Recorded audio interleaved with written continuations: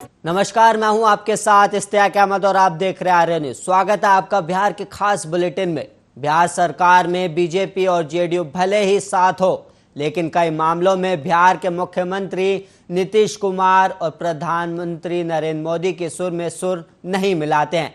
यही वजह है कि कई मुद्दों पर दोनों के सुर और ताल अलग अलग हो जाते हैं। नीतीश कुमार कई मामलों में केंद्र सरकार के निर्णयों का मुखर विरोध करने लगे हैं और कोरोना महामारी की दूसरी लहर में ऑक्सीजन की कमी से हुई मौत के मामलों को केंद्र सरकार झुठला रही है, जबकि नीतीश कुमार ने कहा है कि तीसरी लहर में ऑक्सीजन की कमी ना हो इसके लिए इंतजाम किए जा रहे हैं। और वहीं जाति आधारित जनगणना का मामला हो या फोन टैपिंग या फिर एनआरसी और सीए, नीतीश ने केंद्र सरकार का समर्थन नहीं किया है। और वहीं केंद्र सरकार द्वारा जाति आधारित जनगणना नहीं कराए जाने को लेकर मुख्यमंत्री नीतीश कुमार ने कहा कि जाति आधारित जनगणना कराने को लेकर फरवरी 2019 और 2020 में विधानसभा से सर्वसम्मति से प्रस्ताव पारित कर केंद्र सरकार को भेजा गया था। और वहीं साल 1990 से ही हम लोग इसको लेकर विचार व्यक्त करते रहे हैं और जाति आधारित जनगणना होनी चाहिए, इसको लेकर पहले भी कई बार अपनी बातों को रख चुके हैं। और वहीं केंद्र सरकार से हम आग्रह करेंगे कि एक बार जाति आधारित जनगणना जरूर करनी चाहिए। नीतीश कुमार ने यह भी कहा कि 2010 में हुई जनगणना की 2013 में रिपोर्ट आई, लेकिन उसे प्रकाशित नहीं किया गया।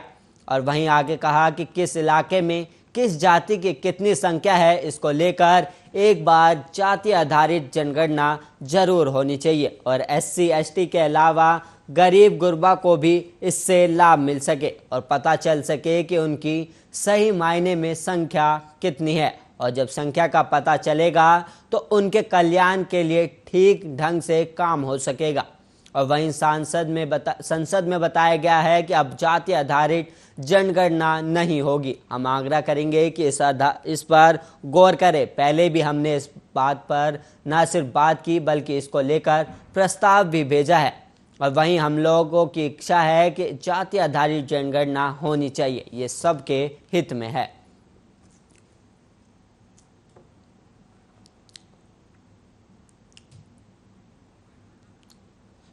और वहीं शिक्षा नीति के क्रियान्वयन के तहत बिहार के सभी आंगनबाड़ी केंद्रों को नर्सरी क्लास के तौर पर बदलने की कवायद शुरू हो गई है। शिक्षा विभाग ने पहल करते हुए सबसे पहले विद्यालय परिसर में संचालित आंगनबाड़ी केंद्रों का डाटा संग्रह करने और उनमें नामांकित बच्चों के बारे में डाटा यूडाइस के तहत संग्रह करने का आदेश सभी जिलों को दिया है। शिक्षा विभाग के अपर मुख्य सचिव संजय कुमार ने बताया कि राज्य के 1 लाख से ज्यादा आंगनबाड़ी केंद्रों को नर्सरी क्लास के रूप में विकसित किया जाएगा और इसके लिए आंगनबाड़ी केंद्र के सभी रिकॉर्ड यूडाइस पोर्टल में संग्रहित करने का निर्देश दिया गया है। और फिलहाल प्री स्कूल क्लास की सुविधा एक खास वर्ग के बच्चों को ही उपलब्ध है।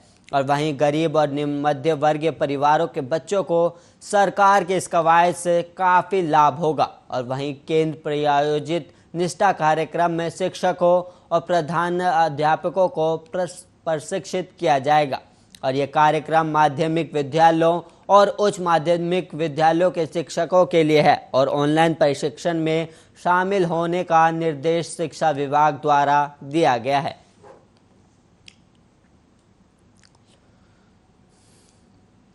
बिहार में 3 दिन बाद कोरोना से 2 मरीजों की मौत हुई है और वहीं 21 जुलाई को संक्रमण के 3 मरीजों की जान गई थी।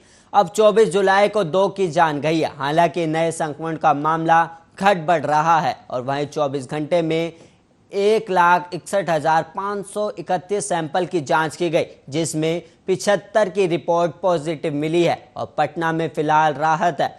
पिछले 72 घंटे में यहां एक भी मौत नहीं हुई और नए संक्रमण कम होने से एक्टिव मामले भी 100 के अंदर आ गए हैं। बिहार में अब तक कुल 7,24,390 लोग संक्रमित हो चुके हैं और वहीं इनमें 7,14,223 ठीक भी हो गए, जबकि 2 की मौत के बाद संक्रमण से मौत का आंकड़ा 9,637 पर पहुंच गया। और राज्य में रिकवरी रेट भी बढ़कर 98.7% हो गया है। और वहीं संक्रमण के मामले में पटना टॉप पर है। पटना में अब तक कुल 1,46,731 लोग संक्रमित हुए हैं और वहीं दूसरे नंबर पर गया जिला है, जहां अब तक कुल 33,902 लोग संक्रमित हुए। और वहीं तीसरे स्थान की बात करें तो तीसरे स्थान पर मुजफ्फरपुर है, जहां पर 31,344 मामले आए हैं। और वहीं बेगूसराय का चौथा स्थान है, जहां पर 27,132 लोग संक्रमित हुए। और वहीं पांचवें नंबर पर भागलपुर है, जहां पर 25,799 लोग संक्रमित हुए हैं।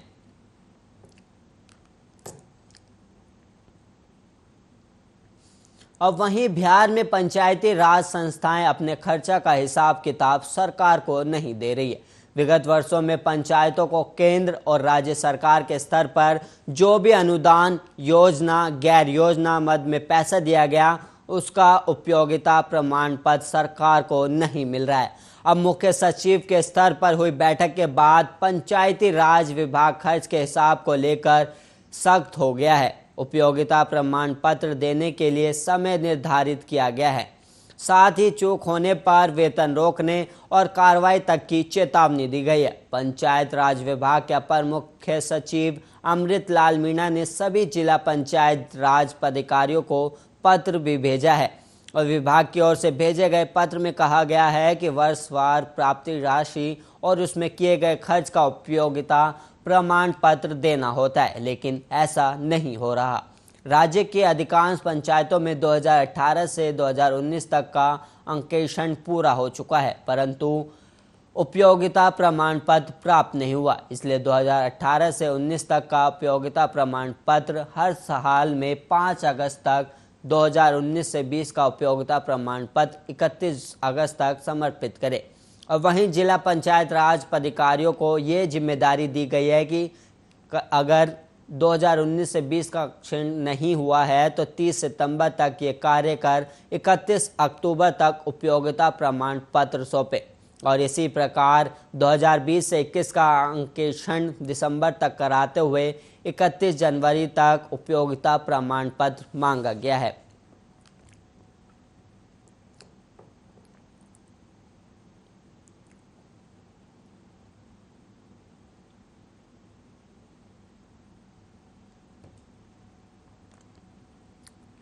जिले में 2 दिवसीय दौरे पर आए जेडीयू संसदीय बोर्ड के अध्यक्ष और पूर्व केंद्रीय मंत्री उपेंद्र कुशवाहा का कैमूर जिले में भव्य स्वागत हुआ। और दूसरे दिन शनिवार को दुर्गावती, रामगढ़ और नुआऊ में पहुंच गए। उपेंद्र कुशवाहा ने कई कार्यक्रमों में शिरकत की। और विकास यात्रा पर निकले उपेंद्र कुशवाहा बक्सर की सीमा में पहुंचने से पहले रामगढ़ के सीता स्वयंवर वाटिका में रुके। यहां पार्टी के नेताओं और कार्यकर्ताओं के साथ चल रही सरकार की योजनाओं की जानकारी ली। और वहीं मुख्यमंत्री नीतीश कुमार के द्वारा बिहार में विकास के मॉडल को ले भी फीडबैक लिया और कहा कि मेरा पहला कदम है कि जेडीयू बिहार सशक्त और मजबूत पार्टी बनकर उभरे। लोगों का जिस तरह से समर्थन और सहयोग मिल रहा है, उन्हें यकीन है कि जेडीयू जल्द ही बिहार की नंबर 1 पार्टी बनेगी। और वहीं आपको बता दें कि मुख्यमंत्री नीतीश कुमार की सलाह पर उपेंद्र कुशवाहा पूरे बिहार के दौरे पर निकले हैं। इस क्रम में वो 2 दिवसीय दौरे पर शनिवार को कैमूर पहुंचे हैं। सड़क दुर्घटना में जमुना के मृतक लोगों के घर मातम पुरसी करने पहुंचे और वहां पंचायत के मुखिया डॉक्टर संजय सिंह के साथ शोकाकुल परिवार को सांत्वना दी।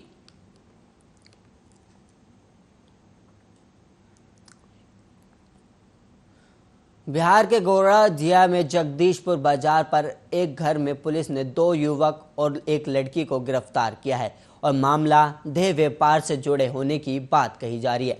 गिरफ्तार युवक कुमार गौरव और मोनू कुमार जगदीशपुर का है, जबकि लड़की छपरा जिले की है। शनिवार शाम को पुलिस को किसी ने गुप्त सूचना दी कि बाजार पर एक घर में गलत काम हो रहा है, जिसके बाद पुलिस ने कार्रवाई करते हुए घर में छापेमारी करने पहुंची, जहां एक कमरे के अंदर दोनों युवक और लड़की बंद था। पुलिस के काफी देर तक प्रयास के बाद दरवाजा खोला गया तो अंदर तीनों लोग मौजूद थे। जिस घर में सभी लोग पकड़े गए वे गौरव का घर ही है। उसके घर के अन्य सदस्य अपने दूसरे जगह वाले घर पर थे। जिसके बाद तीनों को जगदीशपुर थाना लाया गया और पूछताछ के बाद मामला देह व्यापार का होने पर दोनों युवकों पर प्राथमिकी दर्ज की गई और लड़की के परिजनों से संपर्क साधा गया, जिसके सुबह आने की संभावना है। और वहीं आपको बता दें, डीएसपी सह थाना अध्यक्ष विपिन बिहारी ने बताया कि काफी दिनों से सूचना मिल रही थी कि गौरव के घर में देह व्यापार का धंधा होता है और वहीं गौरव अपने दुकान के ऊपर वाले कमरे में बराबर लड़की लाता है और अपने दोस्तों के साथ देह व्यापार का धंधा करता है। और वहीं सूचना मिली थी कि जिसके बाद छापेमारी कर मौके पर से गिरफ्तार किया गया।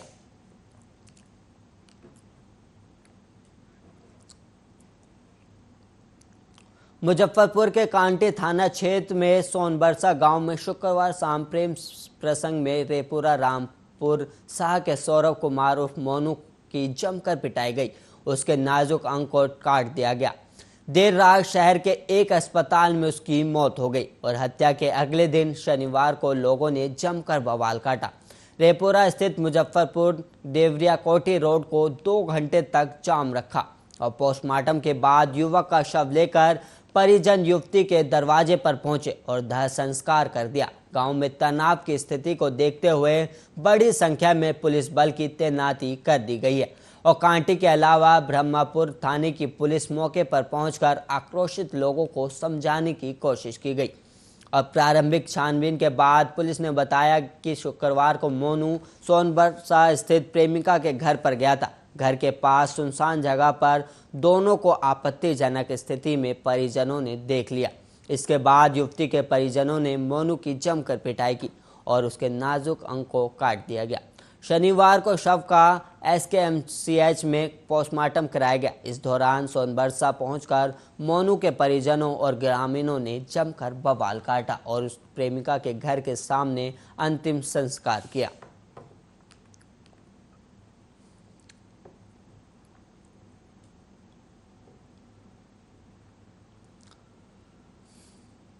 हवाओं के बदले रुख और वायुमंडलीय दबाव में आई कमी के कारण बिहार में एक बार फिर से मानसून के सक्रिय होने के आसार बने हुए हैं।